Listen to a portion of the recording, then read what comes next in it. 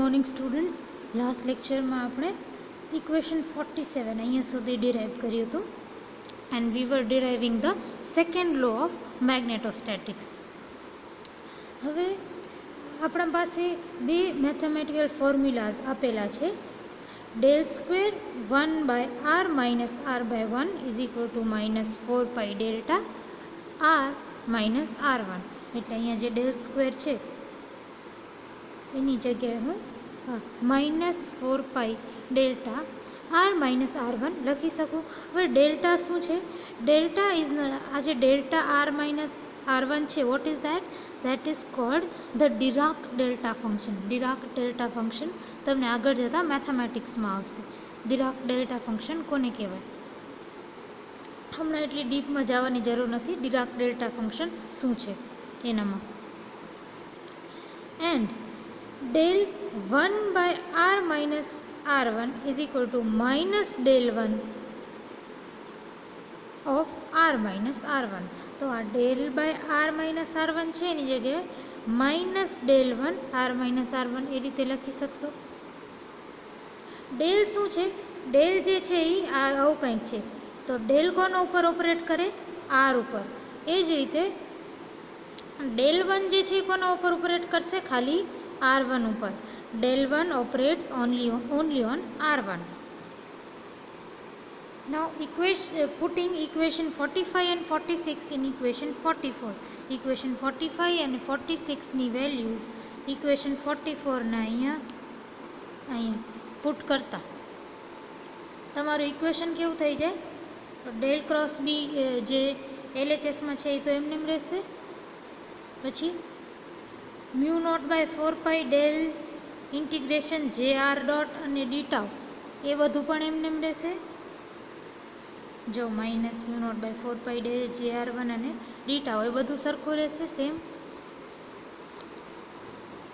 અને આ del 1/r minus r1 ની જગ્યાએ માઇનસ ડેલ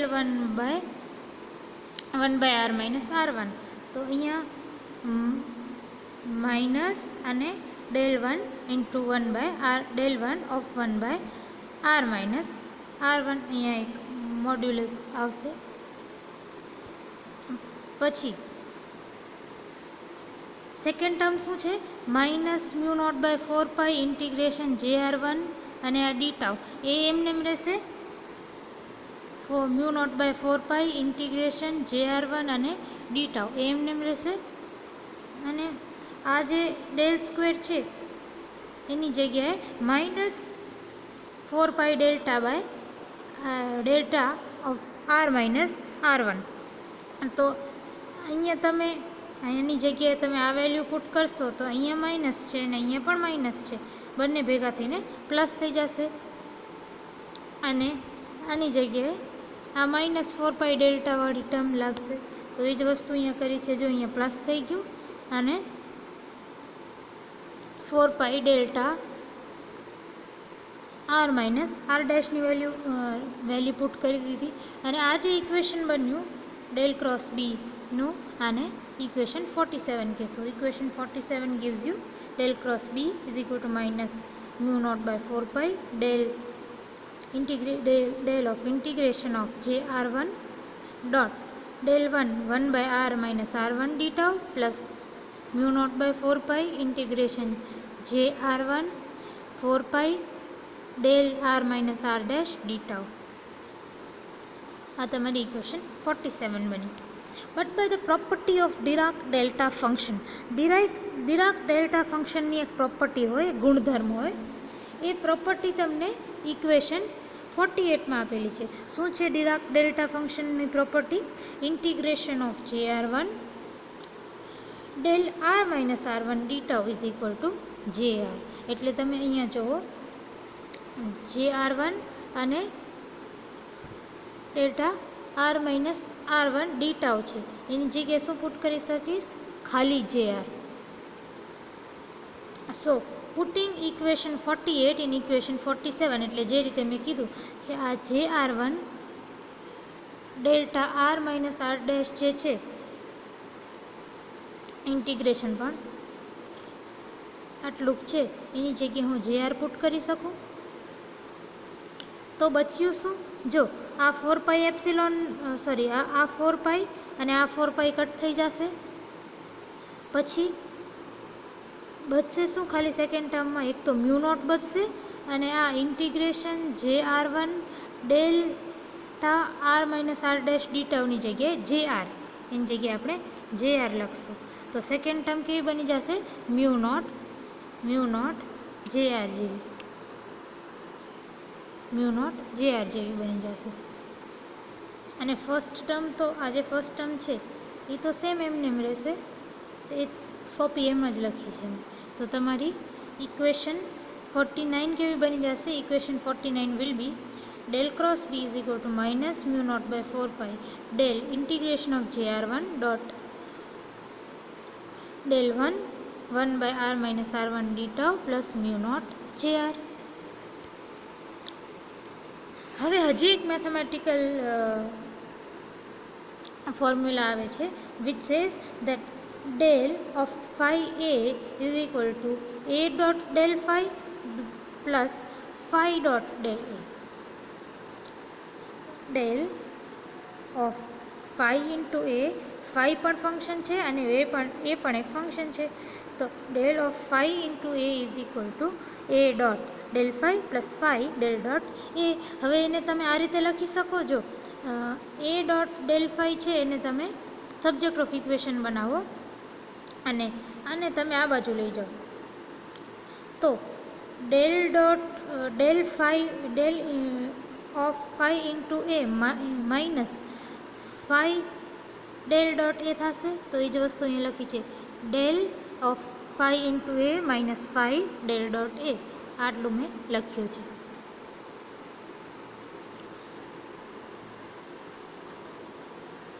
હવે therefore the first term of above equation becomes, તો હવે આ ફર્સ્ટ ટર્મ ઉપર ધ્યાન આપો, આટલા ટર્મ ઉપર ધ્યાન આપો. ફર્સ્ટ ટર્મ ઉપર ઇન્ટિગ્રેશનની અંદર જેટલું છે એટલું આટલું JR1 ડોટ del 1 by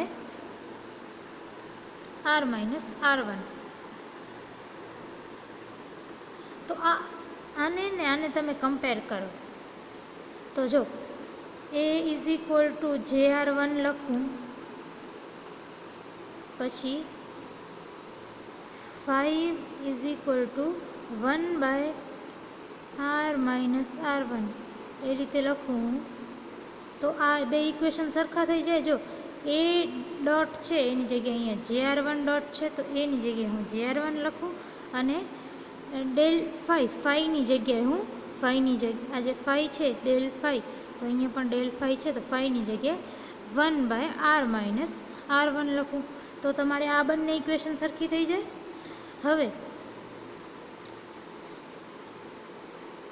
આ ઇક્વેશન હવે હું છે ને આ ટર્મને સ્પ્લિટ અપ કરીશ. કઈ રીતે?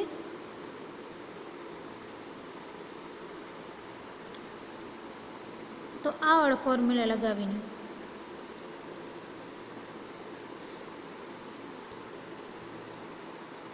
ફરીથી જોજો કે એની જગ્યાએ મેં JR1 લખ્યું છે, ફાઈની જગ્યાએ મેં 1 by R minus R1 લખ્યું છે અને ડેલની જગ્યાએ મેં del 1 વાપર્યું છે. કારણ કે જુઓ તો અહીંયા del 1 છે ને અહીંયા del છે તો એ બે તો આ વાળી ફોર્મ્યુલા જે છે એ આટલા પોર્શનમાં વાપરતા શું થશે?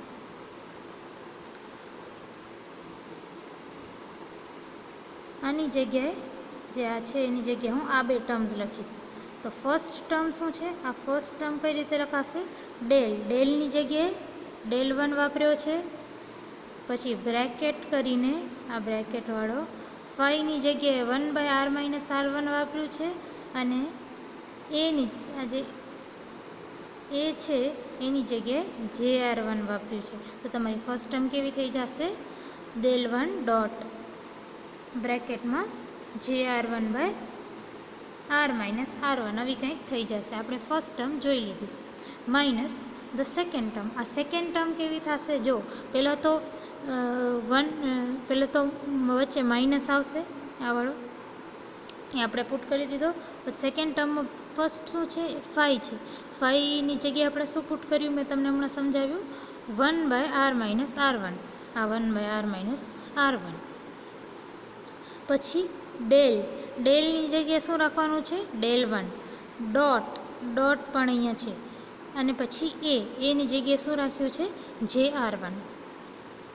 તો તમારી આ જે ફર્સ્ટ ટર્મ છે આટલી એક jr1 dot del1 1/r minus r1 એ કેવી રીતે સ્પ્લિટ અપ કરી? આ ફોર્મ્યુલા વાપરીને del1 dot jr1 by r minus r1 minus del1 dot jr1 divided by r minus r1. ને આ છે આપણી ઇક્વેશન 50. ધ્યાન આપજો કે આપણે આટલી ટર્મ જે છે, આટલી ટર્મ ઇન્ટિગ્રેશન વગરની આટલી ટર્મ જે છે એને મેં આ ફોર્મ્યુલા વાપરીને સ્પ્લિટ અપ કરી છે, જ્યાં આ એની જગ્યાએ jr1 વાપર્યો છે, આ ડેલની જગ્યાએ del1 વાપર્યો છે, અને આ ફાઈની જગ્યાએ 1/r માઇનસ r1 વાપર્યું છે. અને પછી આપણે ઇક્વેશન 50 સુધી પહોંચ્યા. હવે મેં શું કર્યું છે? ઇક્વેશન 49માં આ જે આટલી ફર્સ્ટ ટર્મ છે એની જગ્યાએ મેં આ ઇક્વેશન 50 આ પુટ કરી દીધું. ઇક્વેશન 49ની ફર્સ્ટ ટર્મમાં મેં આ પુટ કરી દીધું. તો એ જ વસ્તુ અહીંયા લખી છે, સબસ્ટિટ્યુટિંગ ઇક્વેશન 50 ઇન ઇક્વેશન 49. તો del cross B is equal to minus μ0/4π del, જે હતું એ ઇન્ટિગ્રેશન પણ હતું. હવે જે ફર્સ્ટ ટર્મ છે એની જગ્યાએ મેં ઇક્વેશન 50 પુટ કરી. તો del1 dot jr1 by r minus r1 minus del1 dot jr1 by r minus r1, અને બારે ડી ટાઉ હતો, પ્લસ μ0j સેકન્ડ ટર્મ છે, પ્લસ μ0j. આ તમારી ઇક્વેશન 51 થઈ ગઈ. Now from equation 9a in a steady state del dot j is equal to 0. આપણે છે ને સ્ટાર્ટિંગના લેક્ચર્સમાં એક ઇક્વેશન 9a ડિરાઈવ કરી હતી, જે કહેતી હતી કે સ્ટેડી સ્ટેટમાં del dot j is equal to 0.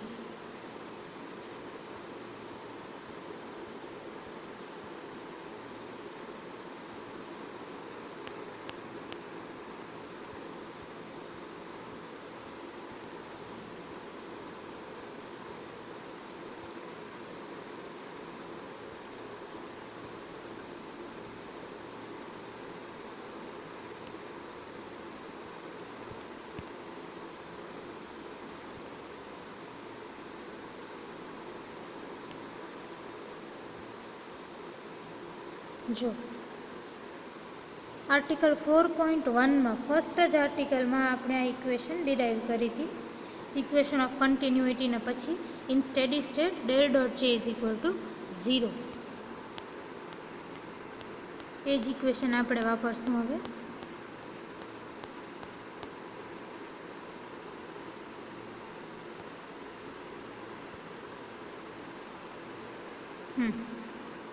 એ જ ઇક્વેશન વાપરશું in steady state del dot J is equal to 0.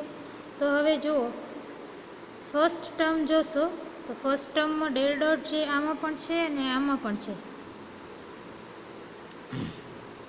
તો આ આખી ટર્મ ફર્સ્ટ ટર્મ તો ઇફેક્ટિવલી 0 થઈ જશે, because del dot J is equal to 0. તો બચશે શું? ખાલી આ ટર્મ તો ઇફેક્ટિવલી 0 થઈ જશે. તો હવે શું બચશે? del cross B is equal to μ0j. તો એ જ વસ્તુ મેં અહીંયા લખી છે, equation 52 del cross B is equal to μ0j.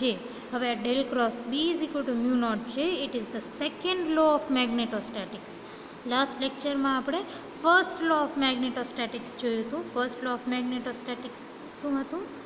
First law of magnetostatics હતું del dot B is equal to 0.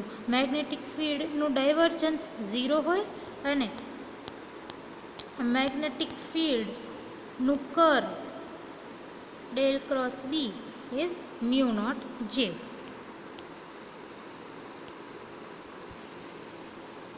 Taking surface integration of equation 52. હવે આનો ઇક્વેશન 52ને હું સરફેસ ઇન્ટિગ્રલ લઈશ, એટલે integration over the surface. Integration over the surface એટલે integrating over dS, integrating the quantity over the surface area dS. તો હું શું કરીશ, આ ટર્મને હું integrating over the surface area dS કરીશ. તો integration over surface area S del cross B dot E N dS is equal to mu naught તો કોન્સ્ટન્ટ છે એ બારે રહેશે, અને જે આર જે છે જે અને J R I am using it interchangeably, સમજવાની વસ્તુ છે. J is current density which depends on position, એટલે હું જે અને જે આર બંને લખી શકું છું કરંટ ડેન્સિટીની જગ્યાએ. સો આ જે R dot E N DS. હવે આ મેં ડોટ ઈ એન ડીએસ શું કામ લખ્યું? જો મેં તમને કીધું કે મને પણ ક્યારે પણ સરફેસ ઇન્ટિગ્રલ લેવો હોય, ધારો કે ડેલ ક્રોસ બીનો, તો હું કેવી રીતે લઉં? આ રીતે લઉં. હવે આપણે ખબર છે કે surface area DS is a vector. Surface area DS is a vector. તો હવે એ વેક્ટરની કંઈક ડાયરેક્શન પણ હશે અને એનું મેગ્નિટ્યૂડ પણ હશે, દિશા પણ હશે અને મૂલ્ય પણ હશે. ને આપણે આ વસ્તુ આપણે વાપરી પણ છે ઉપર, કે ડેલ ક્રોસ બીની ડાયરેક્શન જે છે એ ઈએન તરીકે દર્શાવીએ છીએ અને એનું મેગ્નિટ્યૂડ ઈએસ તરીકે. એટલે DS vector is equal two EN DS. તો એ જે ડીએસ વેક્ટર છે ને એની જગ્યાએ આ ઈએન ડીએસ વાપર્યું છે. જો આપણે આગળ લેક્ચર્સમાં મેં તમને સમજાવ્યું છે કે DS vector is equal two EN DS કેવી રીતે લખવું.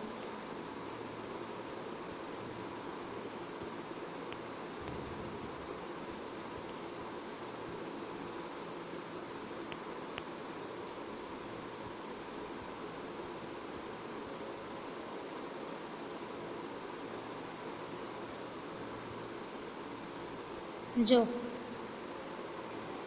અહીંયા આપણે જોયું છે કે એરિયા એલિમેન્ટ એક વેક્ટર હોય અને એને આપણે ઈએન ડોટ ડીએસ તરીકે લખી શકીએ, જ્યાં ઈએન ડાયરેક્શન છે અને ડીએસ મેગ્નિટ્યૂડ કે મૂલ્ય છે.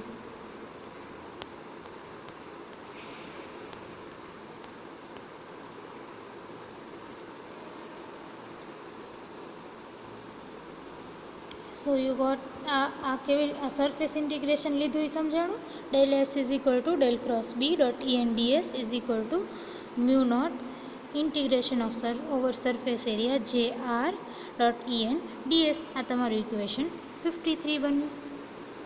નાવ using Stokes theorem. Stokes theorem એટલે એક એવી થિયરમ છે જે સરફેસ ઇન્ટિગ્રલને લાઇન ઇન્ટિગ્રલમાં કન્વર્ટ કરે. જો આ સરફેસ ઇન્ટિગ્રેશન છે, it is integration over the surface, અને આ છે લાઇન ઇન્ટિગ્રલ એટલે surface integral over the length. આ લેન્થના ઓવર ઇન્ટિગ્રેશન છે.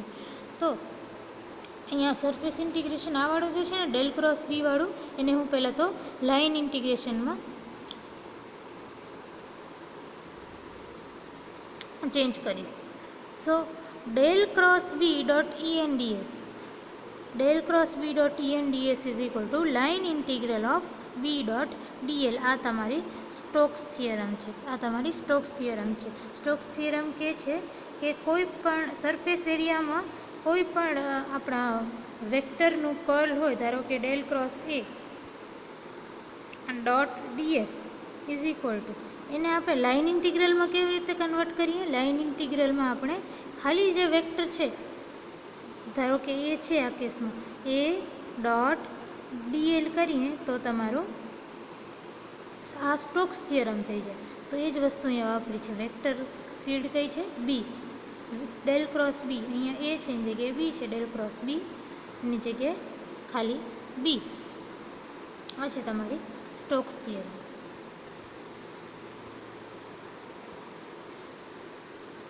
હવે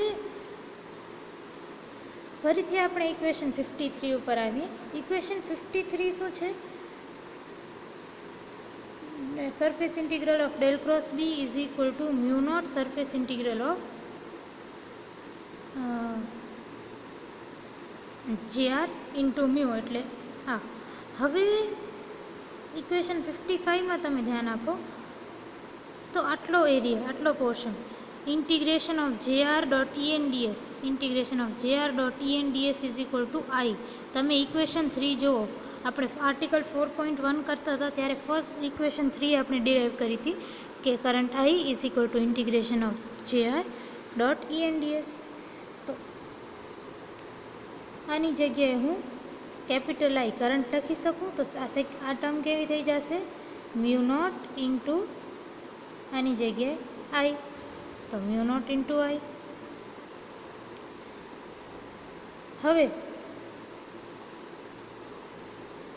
આ તો થઈ ગયું del cross surface integration of del cross B dot ENDS is equal to mu not I, એટલું થઈ ગયું. હવે આ આની જગ્યાએ ડેલ ક્રોસ બીના સરફેસ ઇન્ટિગ્રલની જગ્યાએ હું B ડોટ DL નાખું તો આની જગ્યાએ હું આ નાખી દઉં તો શું થઈ જાય, B dot integration of B dot DL is equal to mu not I. તો એ જ વસ્તુ અહીંયા ઇક્વેશન 56માં લખી છે, integration of line integral of B dot DL is equal to mu naught by I. અને આવી રીતે મેં જે સિમ્બોલ બતાવ્યો છે આ રીતે સર્કલ, એ એમ કે છે કે મારો જે પાથ છે ને, જે લાઈન છે જેના અક્રોસ હું ઇન્ટિગ્રેશન લઉં છું એ ક્લોઝડ પાથ છે, એટલે આમ બંધ થઈ જાય છે. એવું નથી થતું કે પાથ આવો છે કે આવો કંઈક છે. પાથ ઇઝ ક્લોઝ, કોઈ પણ શેપનો હોય પણ આમ આવીને પાછો બંધ થઈ જાય છે. એટલે હું ઇન્ટિગ્રેશન આ રીતે બતાવું છું. નહીંતર મેં ડાયરેક્ટ ખાલી ઇન્ટિગ્રેશન આમ કર્યું હોત B ડોટ DL, પણ મારી સર્કિટ એવી છે કે એ આમ ક્લોઝડ પાથ બનાવે છે, તો હું અહીંયા આ રીતે બતાવીશ ક્લોઝડ પાથ દર્શાવવા માટે. સો equation 56 gives you integration B dot DL is equal to mu naught by I.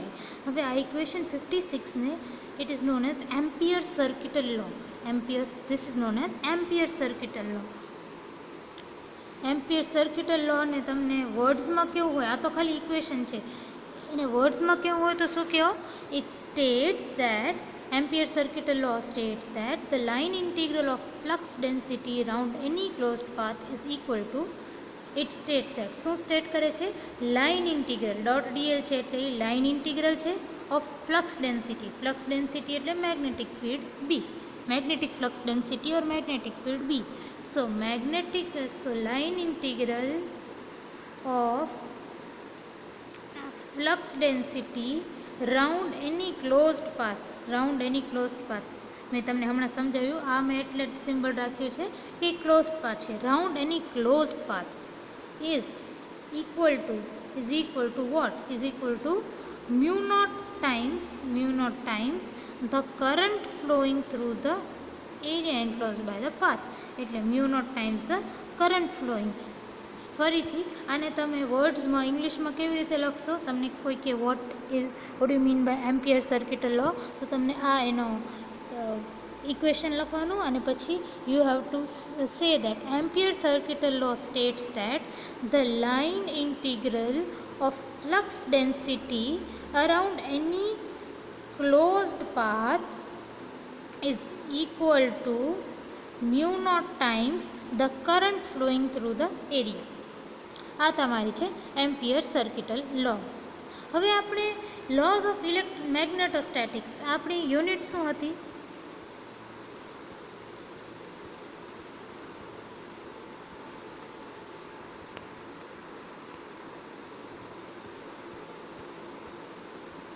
આપણી યુનિટ હતી આપણું આર્ટિકલ શું હતું, article 4.8 the laws of magnetostatics. The laws of magnetostatics આર્ટિકલમાં આપણે બે લોઝ ડિરાઈવ કરી. એક first law of magnetostatics which says that del dot B is equal to 0.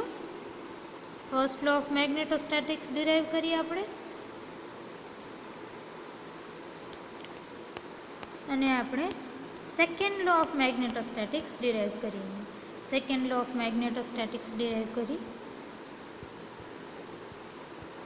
Equation 52 second law of magnetostatics del cross B is equal to mu naught J. તો હવે આ lose of magnetostatics મેં અહીંયા લખી છે.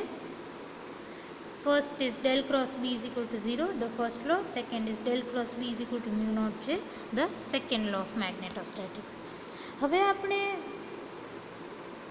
Lose of electrostatics આપણે study કરી ચૂક્યા છીએ સેમેસ્ટર 2માં. લોઝ ઓફ ઇલેક્ટ્રોસ્ટેટિક્સ જે કહે છે કે del cross E is equal to 0, that is the first law of electrostatics. And second law of electrostatics is that del dot E is equal to rho by epsilon naught, where rho is the volume charge density and epsilon naught is the permittivity of free space. તો આ આપણી laws of magnetostatics and laws of electrostatics થઈ. આમાંથી તમને 1 marker questions ઘણા આવી શકે. For example what is Ampere circuital law આવી શકે, or state both the laws of magnetostatics, or state first law of magnetostatics or second law of magnetostatics આવી શકે. ઓર તમને ડિરાઈવ કરવાનું કહી દે કે derive both the law of magnetostatics, તો આખું ડિરાઈવ કરવાનું લોંગ ક્વેશ્ચન્સમાં, કે પછી તમને કોઈ એક લો ડિરાઈવ કરવાની કહી દે, derive first law of magnetostatics or second law of magnetostatics, anything.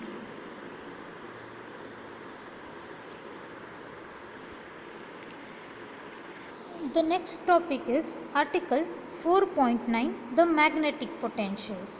હવે મેગ્નેટ જેવી રીતે આપણા ઇલેક્ટ્રોસ્ટેટિક પોટેન્શિયલ્સ હોય ને, એ જ રીતે આપણે જે હમણાં સુધી વાત કરતા હતા ને પોટેન્શિયલની, પોટેન્શિયલ ફાઈની, એ બધી ઇલેક્ટ્રિક ફિલ્ડમાં પોટેન્શિયલ કેટલું હોય એની વાત કરતા હતા. આપણે પોટેન્શિયલ કઈ રીતે ડિફાઇન કરતા કે amount of work done to bring test charge from infinity to a point in electric field, એ રીતે આપણે ડિફાઇન કરતા હતા પોટેન્શિયલને.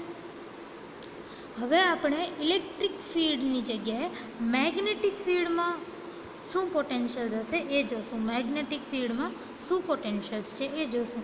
તો એને હવે મેગ્નેટિક પોટેન્શિયલ્સ કહેવાશે. મેગ્નેટિક પોટેન્શિયલ્સ જે છે એ 2 પ્રકારના હોય. એક તો મેગ્નેટિક સ્કેલાર પોટેન્શિયલ અને magnetic vector potential. Magnetic scalar પોટેન્શિયલને હું φm વડે દર્શાવીશ અને મેગ્નેટિક વેક્ટર પોટેન્શિયલને હું વેક્ટર એ આ રીતે દર્શાવીશ. Now magnetic scalar potential. First topic is magnetic scalar potential.